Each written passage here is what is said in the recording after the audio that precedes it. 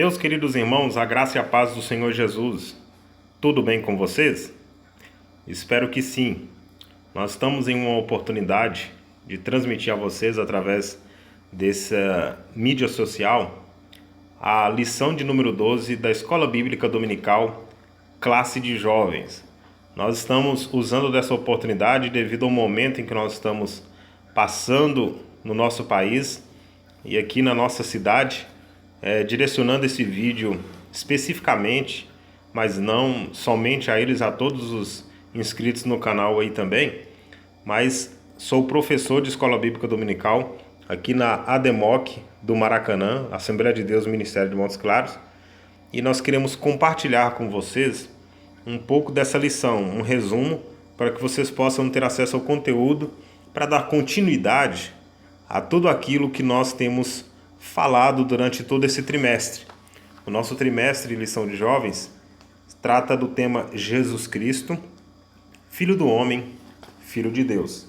Então, o tema da lição de hoje é o Código de Ética de Jesus. O nosso texto do dia está em Mateus capítulo 7, versículo 12. Portanto, tudo o que vós quereis que os homens vos façam, fazei-lhe também vós, porque esta é a lei e os profetas. Então, Jesus está ensinando aqui que a radicalidade do evangelho eu preciso tomar para mim em primeiro lugar. Geralmente nós temos a condição de cobrar primeiro dos outros, e Jesus está nos ensinando, através desse texto, que nós temos que olhar para nós primeiros, dar o bom exemplo, assim como ele deu o bom exemplo, para que depois ele viesse a cobrar dos seus discípulos aquele que ele havia ensinado e dado exemplo a eles.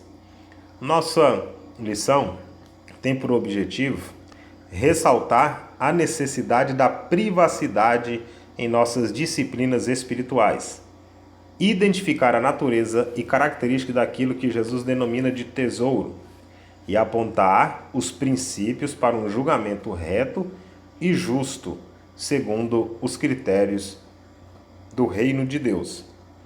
O nosso texto bíblico está em Mateus capítulo de número 6, do versículo 1 até o versículo de número 8 e do versículo 14 até o versículo de número 18.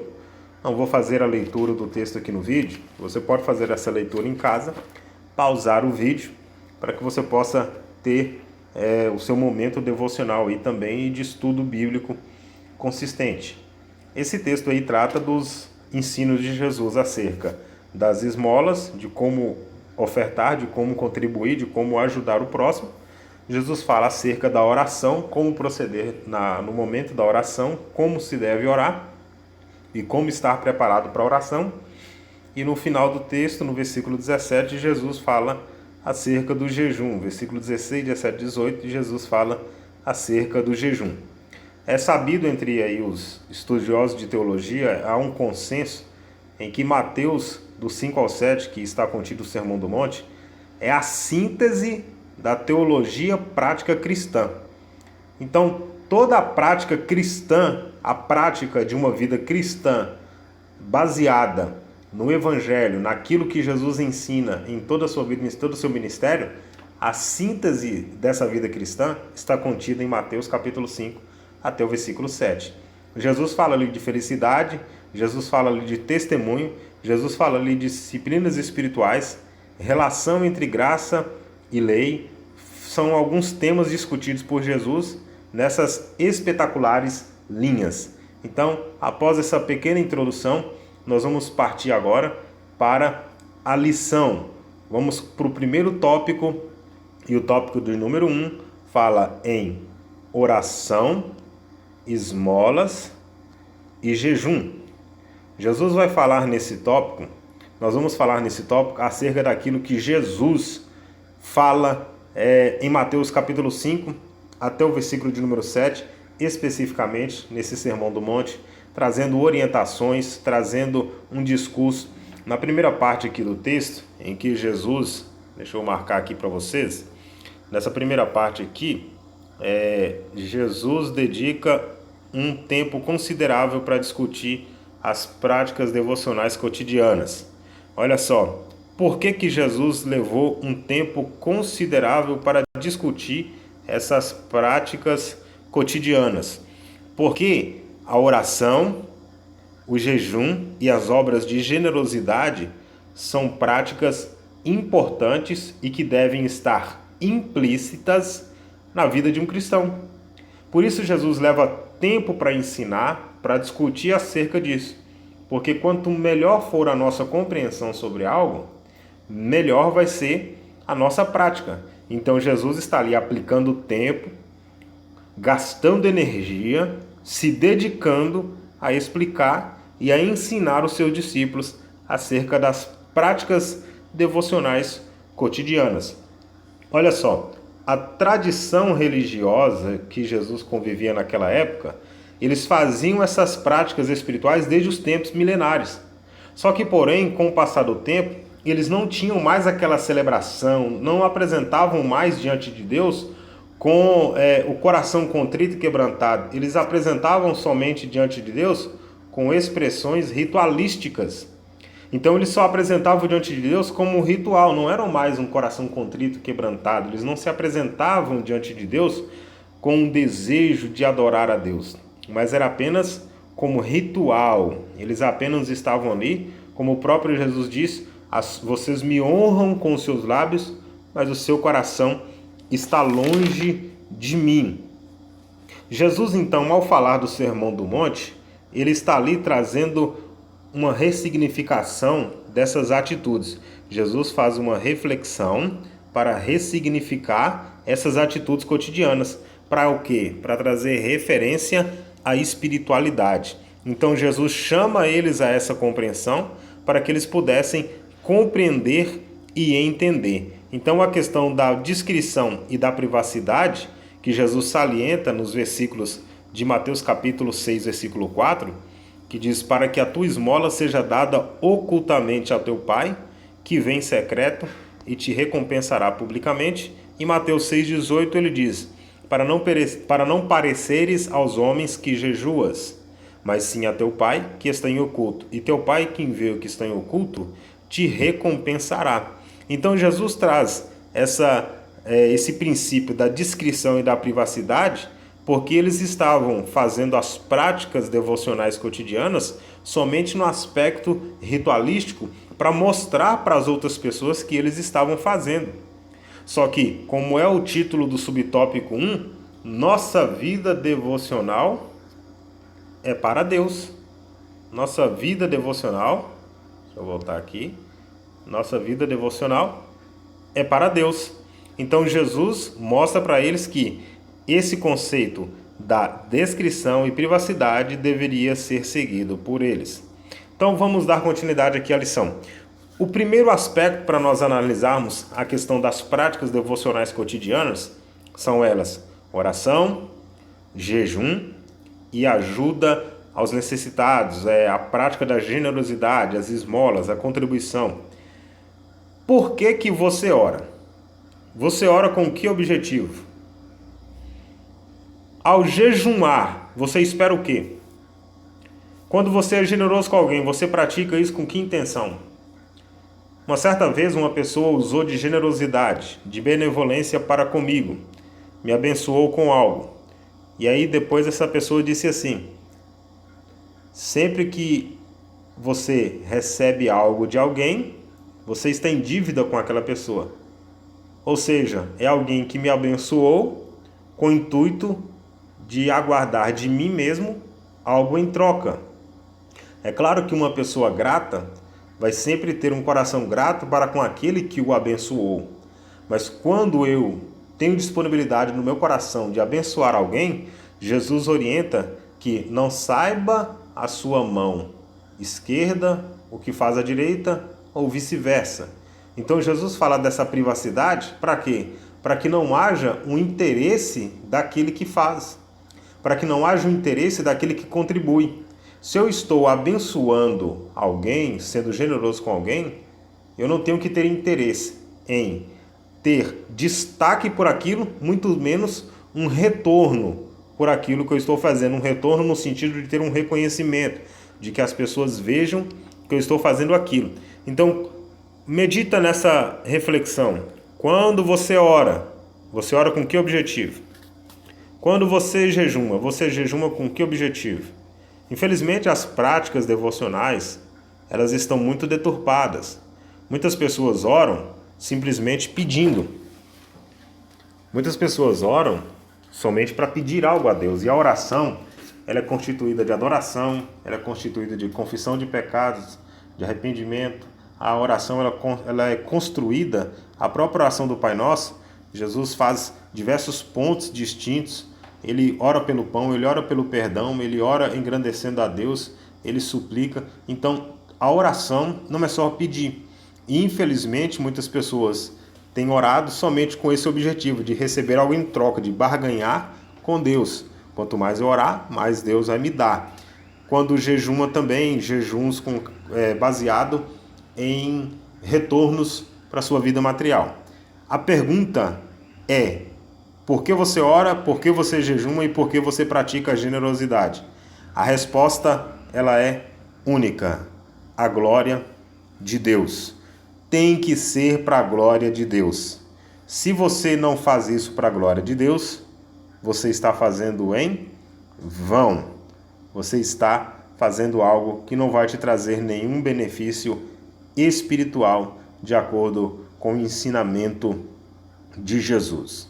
Então, Jesus ele ensina que as práticas devocionais devem ser feitas com espontaneidade, devem ser feitas com inteireza de coração e devem ser feitas para a glória do Senhor. Vamos ler aqui o texto de Malaquias, capítulo 2, versículo 17. Enfadais ao Senhor com vossas palavras, e ainda dizeis: em quem enfadamos? Nisto que dizeis: qualquer que faz o mal passa por bom aos olhos do Senhor, e é desses que ele se agrada? Ou onde está o Deus do juízo? Então Deus ali no livro de Malaquias já trazendo a repreensão ao povo, que Deus estava se sentindo enfadado com o culto que eles estavam apresentando ao Senhor. Imaginou que situação? Então, se nós estivermos apresentando algo a Deus que não é para a glória dele, é assim que Deus vai se sentir, é assim que Deus vai receber. Então, que nós possamos apresentar a nossa vida em oração diante de Deus, de forma que ele venha ter prazer em nos ver na presença dele, apresentando algo de coração contrito, quebrantado. Orações, sacrifício de generosidade não deve ser praticado como moeda de troca. Se você faz para a glória de Deus, meu querido irmão, você não vai fazer com essa intenção de moeda de troca. Se você faz para a glória de Deus, você não vai fazer com a intenção de dizer assim: eu vou jejumar e eu espero que Deus abençoe a minha vida financeira. Eu vou me dedicar mais em oração e eu espero que Deus me cure uma enfermidade. Você pode orar na sua oração pedindo a Deus a cura, pedindo a Deus a providência, mas o cerne, o foco, o motivo da sua oração não deve ser isso. Aqui nós estamos falando muito da motivação, porque é isso que nós temos que meditar. Qual é a motivação de você servir a Deus? Qual é a motivação de você fazer as práticas devocionais? Qual é a motivação que te leva a todos os dias dobrar o seu joelho para buscar Deus? Qual é a motivação que leva você a colocar-se diante da Bíblia para ler? Qual é a motivação que te leva a ajudar o próximo? Então a motivação importa muito quando quando você se apresentar diante de Deus e Deus avaliar o sacrifício que você vai apresentar diante dele.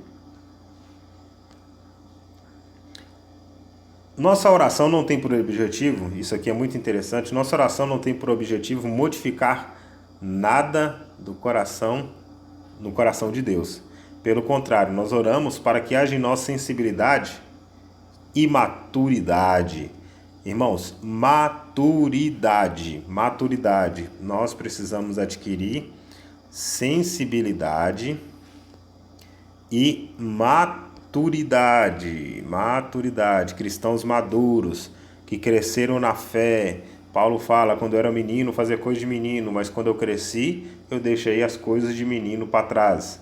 Nós precisamos crescer espiritualmente e atingir essa maturidade. Então nós, ao atingir maturidade, nós vamos conseguir entender que a nossa vida devocional é para Deus.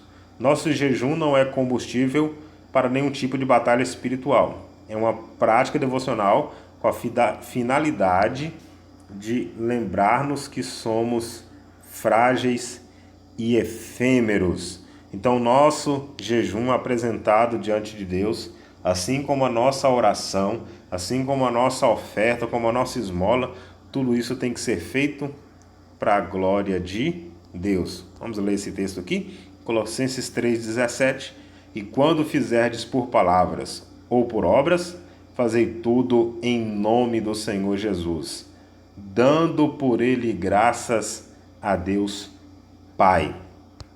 Então, além de essa prática devocional ser para Deus, nós temos que lembrar que nós estamos fazendo em nome de Deus. Então, nós estamos fazendo em nome do Senhor Jesus. Fazei tudo em nome do Senhor Jesus. E olha que nós não podemos tomar o nome do Senhor em vão. Se nós fazemos com as motivações erradas, vamos estar fazendo em vão, porque não estaremos fazendo de acordo com a vontade completa e plena do Senhor. Então esse foi o nosso primeiro subtópico. Nossa vida devocional, ela é para Deus. Nada para a glória humana, tudo para a glória de Deus. Segundo subtópico, fala do cuidado para não sermos enganados pela nossa maldade, a maldade do nosso próprio coração. O nosso coração, meus queridos, ele é enganoso. O nosso coração, ele é mau. O nosso coração, ele tem cobiça. O nosso coração, ele é permeado pela maldade. Jeremias 17, Jeremias 17, versículo 9. Enganoso é o coração mais do que todas as coisas, e perverso. Quem o conhecerá? Muitas vezes nós vemos algumas pessoas dizerem assim, não, mas é porque eu não estou sentindo no meu coração. Irmãos, nós não somos guiados pelo nosso coração. Nós não podemos ser guiados pelo nosso coração. Nós precisamos ser guiados pela palavra de Deus. Nós precisamos ser guiados pelo Espírito Santo de Deus, porque o nosso coração, ele é mau. O nosso coração, ele não pode dirigir nem direcionar a nossa vida. Nós precisamos tomar cuidado com aquilo que vai subir ao nosso coração. Então, por que Jesus está falando ali acerca... por que o coração ele apresenta esse perigo tão grande? Por que essa prática devocional pode apresentar um perigo? A publicidade. Quando Jesus fala que eles se colocavam lá para que as pessoas viam que eles estavam orando, para que as pessoas pudessem ver, melhor dizendo, eles estavam orando, eles se colocavam em pé, levantavam as mãos, para que as pessoas pudessem perceber essa prática devocional. Então isso gera soberba, isso gera no coração das pessoas a arrogância e a soberba. Então, a publicidade, fazer algo em público, e hoje é uma situação muito complexa, porque muitas pessoas fazem e tudo que é feito é colocado nas redes sociais e as pessoas então usam desse artifício para adquirir likes, para adquirir visualizações, para adquirir glória para si. Então essa publicidade traz esse lado negativo, que pode a pessoa absorver para si próprio, através dos elogios que serão dados, porque foi colocado em publicidade, a pessoa se expôs o bem que estava fazendo, e aí ele pode ser, a cada dia o seu coração vai alimentar suas arrogâncias e nunca chegar perto do Criador. Vamos ler esse texto aqui em Salmo 75, do 5 ao 7. Não levanteis a fronte altiva, nem faleis com cerviz dura, porque nem do Oriente, nem do Ocidente, nem do deserto vem exaltação, mas Deus é o juiz. A um abate e a outro exalta. Então, meus queridos, a exaltação provém e procede somente de Deus. Nós não podemos cair no erro dos fariseus, de valorizar mais a glória humana do que a vontade de Deus. Nós precisamos nos resguardar disso. Jesus, quando ele diz, entra no teu quarto, fecha a tua porta, ele estava falando disso. Falando de que enquanto os fariseus queriam ter publicidade, queriam mostrar para as outras pessoas que eles estavam fazendo algo espiritual, Jesus estava dizendo para os seus discípulos e ensinando a todos que aquilo que nós fazemos não deve ser para mostrar para as outras pessoas, não deve ser para prestar conta para outras pessoas que nós estamos fazendo, mas que aquilo que nós fazemos tem que ser para glorificar a Deus, tem que ser para exaltar a Deus, tem que ser para fazer a vontade de Deus.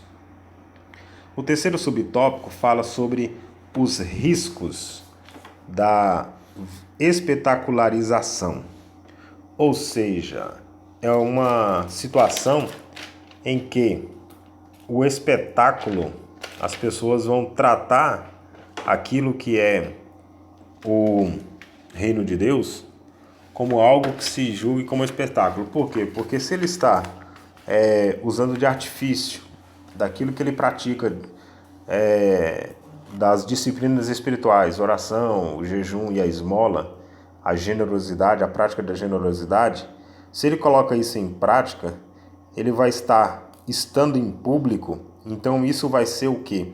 Um espetáculo para outras pessoas que vão estar assistindo. E infelizmente isso é o que nós temos visto. Igrejas shopping, onde se compra produtos pela fé, pregadores coaching, pseudo-milagres, falsos milagres por meio de técnicas de manipulação de massa.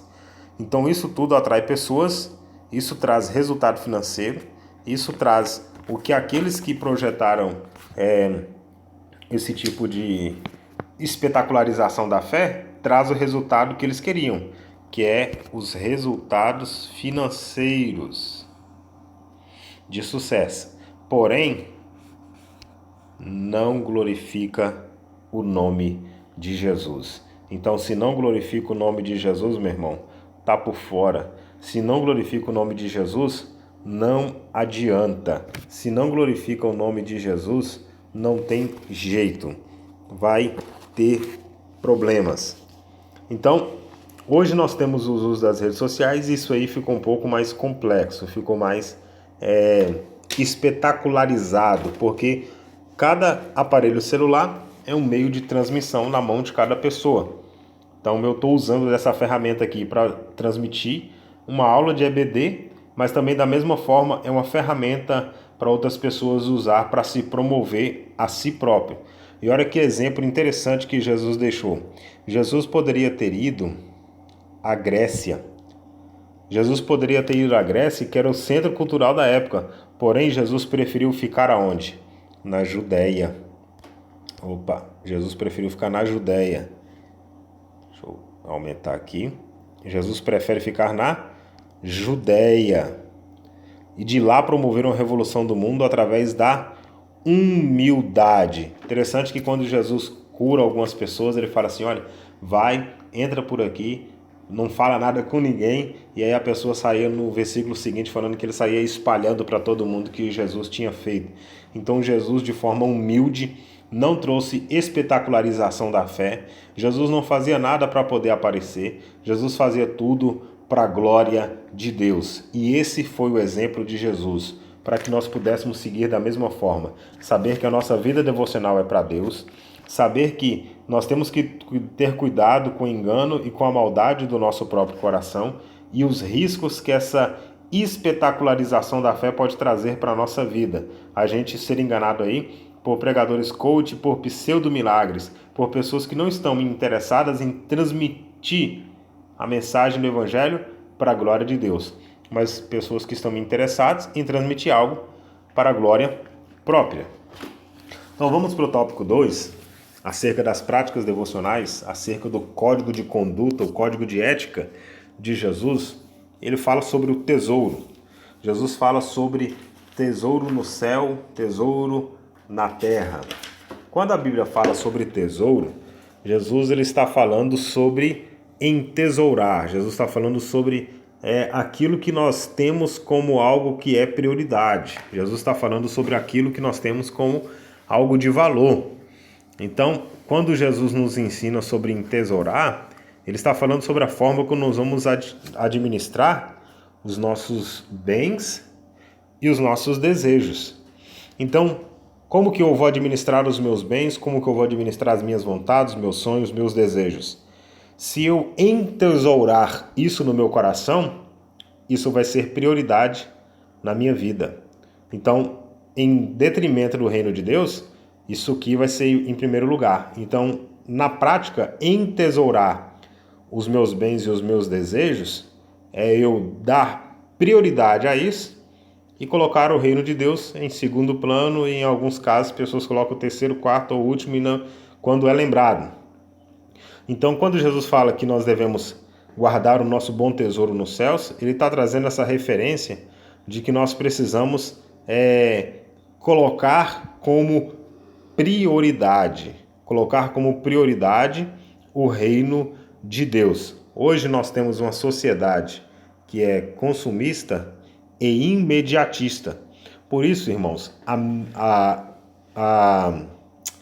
as práticas devocionais, o jejum, a oferta, a esmola, a caridade, a generosidade, por isso que a oração ela se tornou também, por muitas pessoas, praticadas nesse contexto imediatista, por causa da sociedade que tem influenciado a vida de muitas pessoas, que tem influenciado a vida de muitos cristãos, que tem entendido que no reino de Deus é semelhante ao reino terreno. E não é. O reino de Deus é em oposição ao reino terreno. Se no mundo as pessoas querem ser consumistas e imediatistas, o reino de Deus, Jesus fala que nós temos que nos desprender. Enquanto no reino terreno as pessoas valorizam muito a sua vida física, Jesus fala que no reino de Deus, aquele que perder a sua vida, achá-la-á. Então Jesus fala de perder para ganhar, e o mundo fala de ganhar para ganhar cada vez mais. Então o reino de Deus, ele é o oposto. Então nós não podemos deixar essa sociedade consumista e imediatista influenciar nas nossas práticas devocionais diante do Senhor Jesus. Quando Jesus está falando dos tesouros, ele obviamente não está falando aí somente das questões materiais, como nós falamos, mas o tesouro fala sobre essa riqueza, sobre aquilo que nós consideramos como valioso na nossa vida. Você, meu querido aluno, o que você considera como valioso na sua vida hoje? O que você considera como algo que é precioso, como algo que você entende que é algo de muito valor, de algo de muita importância para a sua vida? Te pergunto, isso que você considera importante para a sua vida, isso que você considera valioso, tem te impedido de chegar mais perto de Deus?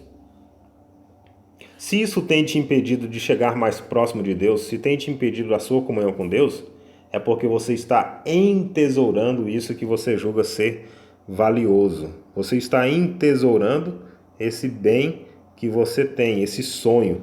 Então você está entesourando, você está colocando isso como um tesouro do seu coração.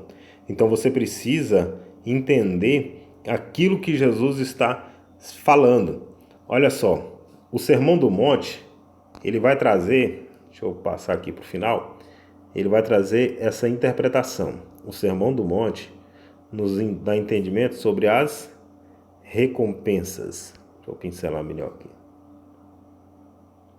Recompensas. Podemos entender as recompensas. Olha só. Vamos para cá. As recompensas de nossas ações. Aqueles que buscam a glória terrena receberão seus galardões imediatamente, conforme a efemeridade da condição humana. Então, se você entesoura as coisas dessa terra, você vai ter um galardão terreno. Então você vai ter um galardão imediato. Você vai colher algo para essa vida e pronto. Vai ser algo passageiro, vai ser algo temporal, que é a condição da raça humana. Nós somos passageiros. A nossa vida, ela é rápida, ela passa muito rápido. Agora, se nós entesourar no reino espiritual, ou seja, se nós dermos prioridade, se nós não deixarmos que aquilo que é material, que nosso desejo, que o desejo do nosso coração venha impedir a nossa comunhão com Deus, então nós vamos estabelecer diante de Deus o tesouro no céu. E aí, o que vai ter para a gente? Um prêmio futuro maravilhoso e inefável para aqueles que se mantiverem fiéis. Vamos ler esse texto? 1 Coríntios capítulo 9, versículo 17. E é por isso que faço de boa mente, terei prêmio, mas se de má vontade, apenas uma dispensação me é confiada. Então, meu querido, faça de bom grado, faça de coração, faça com louvor, faça entregando a sua vida completamente a Deus. Se mantendo fiel, Jesus garante um prêmio futuro, que é diferente da condição efêmera da terra, que é algo passageiro, algo limitado. Jesus nos promete coisas inefáveis, maravilhosas, coisas eternas. Então, o conselho de Cristo: guarde o seu tesouro nos céus. O segundo subtópico, do tópico 2, nós vamos avaliar sobre onde ajuntar tesouros. Então, Jesus falei sobre duas circunstâncias, sobre entesourar na terra ou entesourar no céu. Entesourar na terra ou entesourar no céu. Então, Jesus ele fala sobre essas duas possibilidades.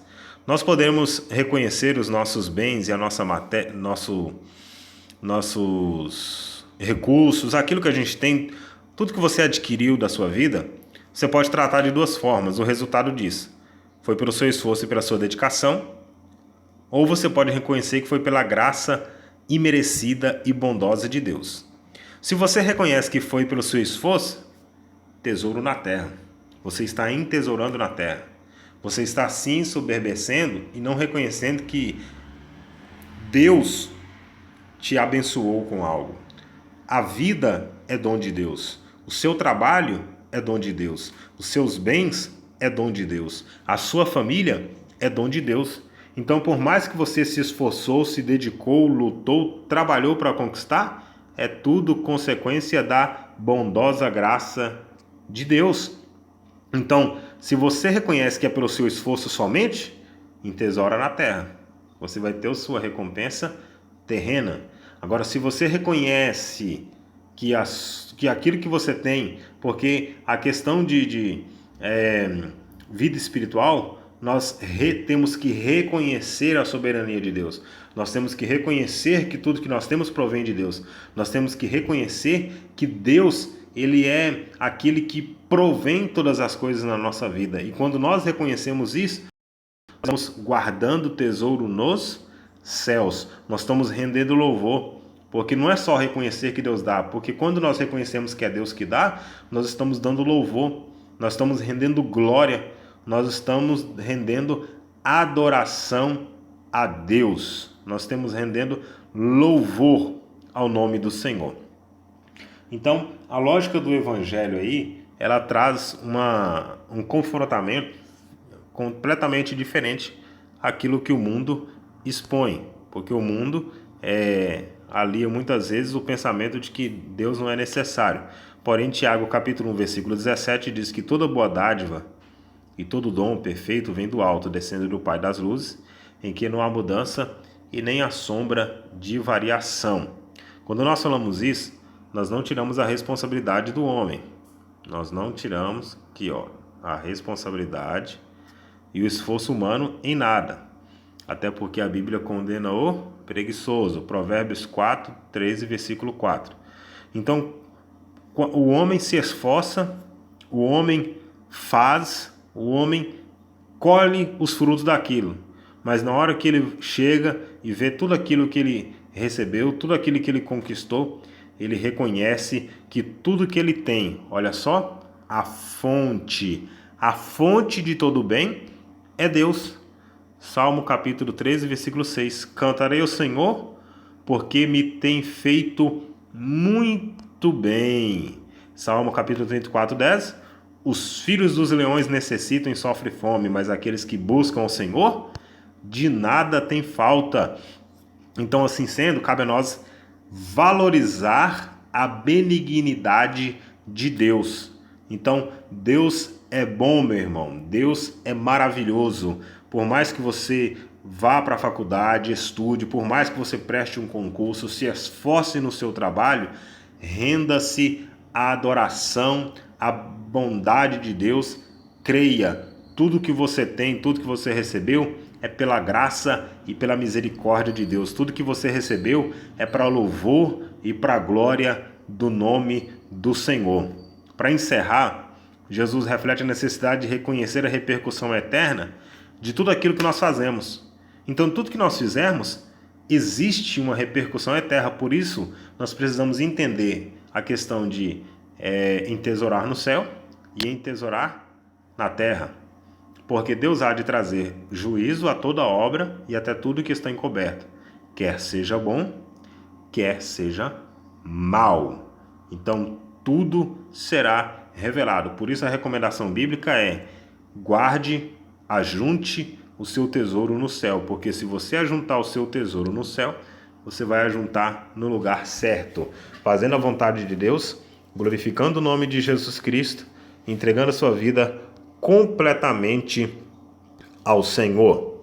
Conclusão: as riquezas dos princípios ensinados por Jesus no Sermão da Montanha devem nos servir de inspiração para tornar-nos pessoas melhores a cada dia. Esse é o objetivo das práticas devocionais de Jesus, o código de ética de Jesus, as nossas práticas devocionais, como orar, como jejumar, como ofertar, como ser generoso com o nosso próximo. Essas práticas devocionais vão nos levar a ter uma vida mais coerente, uma vida cristã mais sadia e mais madura, e nos tornar pessoas melhores na nossa convivência e também na nossa comunhão com Deus. Meus queridos, que Deus abençoe vocês grandemente, que Deus possa te iluminar, abençoar a sua vida, abençoar a sua casa.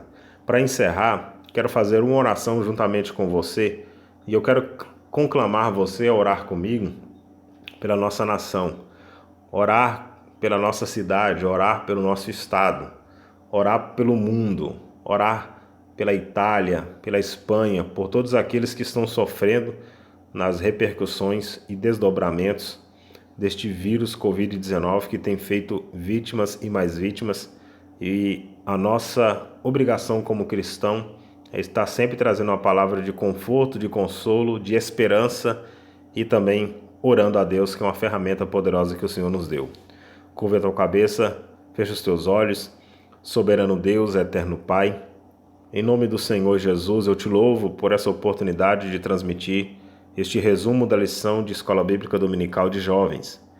Pai, nós queremos orar juntos neste momento, irmanados numa só fé, unidos em um propósito, para orar pela nossa nação brasileira, para orar pelo nosso estado de Minas Gerais, para orar em prol da nossa cidade de Montes Claros, em que nós já entramos em um período, ó Deus, para nos resguardar, para que esse vírus não venha propagar, e nós clamamos para que o teu poder, ó Deus, venha agir sobre a nossa nação, para que o teu poder venha agir sobre a nossa cidade, que o Senhor possa, meu Deus, impor as mãos e repreender este vírus, essa peste, que o Senhor possa fazer com que ele não se propague, trazendo tantas mortes sobre a nossa nação. Pai, nós oramos pela Itália, pela Espanha e pelos países que estão sendo ferozmente atacados por este vírus. Que o Senhor possa, Deus, repreender, refrear este mal. Que o Senhor possa consolar as famílias que têm sofrido perdas. Que o Senhor possa estender, ó Deus, as tuas mãos com poder, graça e autoridade, trazendo paz, trazendo esperança sobre a nação e sobre o mundo. E que acima de tudo, ó Deus, que o mundo possa reconhecer a tua soberania, porque o Senhor está no controle de todas as coisas. O Senhor está no controle do mundo, o Senhor está no controle de tudo, e que o Senhor possa agir de forma poderosa para que o mundo reconheça a tua glória e que o teu nome seja louvado. em nome de Jesus. Amém e amém. Que Deus abençoe você, em nome do Senhor Jesus Cristo. Nos encontramos na próxima lição, fechando o nosso trimestre, lição de número 13, que vai tratar de um assunto maravilhoso. Eu já te convido para participar conosco. O assunto é a segunda vinda de Jesus Cristo. Deus te abençoe. Fique na paz do Senhor Jesus Cristo. Muito obrigado por acompanhar este vídeo.